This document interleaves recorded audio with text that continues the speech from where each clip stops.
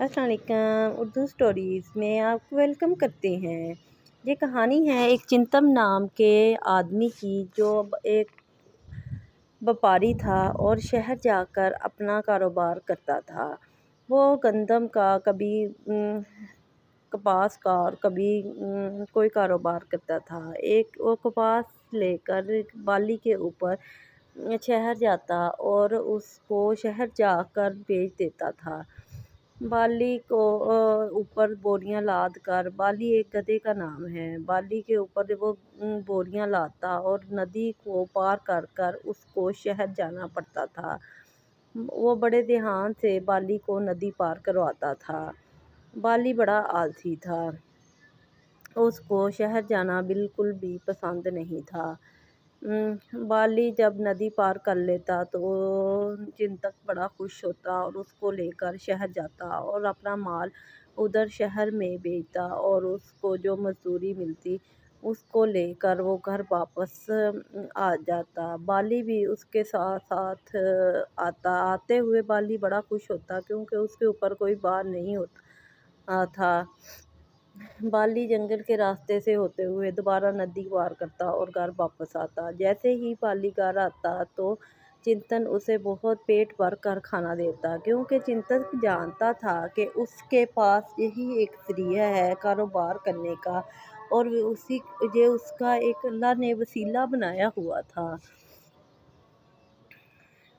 وہ روز یہی کچھ کرتا، اس بالی کے اوپر بوریاں لاتا اور شہر جاتا اور جا کر اپنی ساری چیزیں بازار میں بیچتا اور واپس آ جاتا اور اس کو جو پیسے وصول ہوتے اسی سے اس کی روزی روٹی چلتی تھی۔ ایک دن وہ چنتن بالی کے ساتھ بازار سے واپس آ رہا تھا کہ راستے میں اس کا دوست ملا۔ اس نے کہا، کیا ہوا چنتن، بہت پریشان لگ رہے ہو؟ اس نے کہا، کاروبار اچھا نہیں ہے۔ اس نے کہا، تم نمک کا کاروبار کرو، یہ بہت اچھا ہے۔ چنتن نے کہا، ٹھیک ہے، میں کل ایسا ہی کروں گا۔ چنتن نمک لاد کر بالی کے اوپر بازار کے جانے کے لیے جیسے ہی گھر سے نکلا تو ندی پر پہنچا، دیکھا ندی کا بہاؤ پانی کا بہت زیادہ تھا۔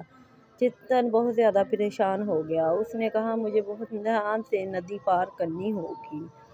چنتن گدھے کو کھینچ رہا تھا لیکن گدھا این این این کی آوازیں نکالے جا رہا تھا اور اس کا بہت زور لگ رہا تھا۔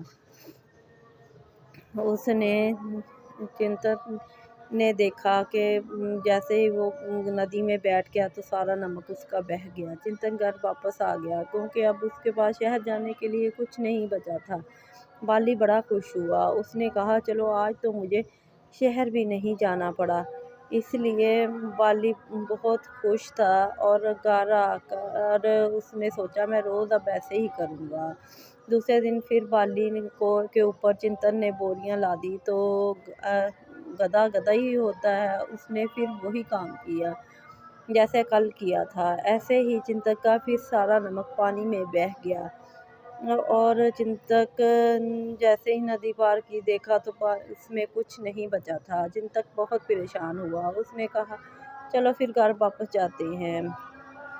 بالی بڑا خوش ہوا کہ چلو اب گھر چلا جاؤں گا کہ اس پر مجھے شہر نہیں جانا پڑے گا۔ ہر روز بالی نے یہی کام پکڑ لیا تھا، ندی میں بیٹھ جاتا اور واپس گھر کی طرف آ جاتا۔ اسے بازار نہیں جانا پڑتا تھا کیونکہ سارا نمک تو پانی میں بہہ جاتا تھا۔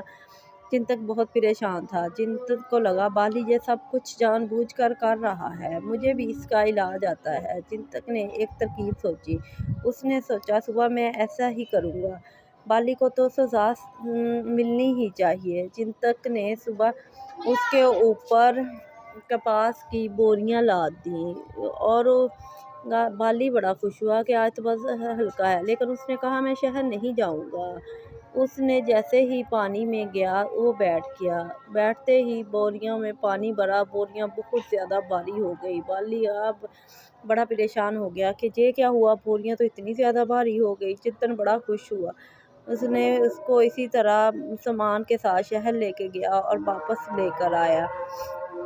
بالی کو سزا مل چکی تھی، اور بالی نے پھر دوبارہ ایسا کرنے کے بارے میں کبھی نہیں سوچا۔ چنتک کا کاروبار بھی اچھا چلنے لگا۔ روز اپنا سامان شہر بالی کے اوپر لاد کر جاتا اور واپس بیچ کر آتا۔ کہتے ہیں نا جیسے کو تیسا۔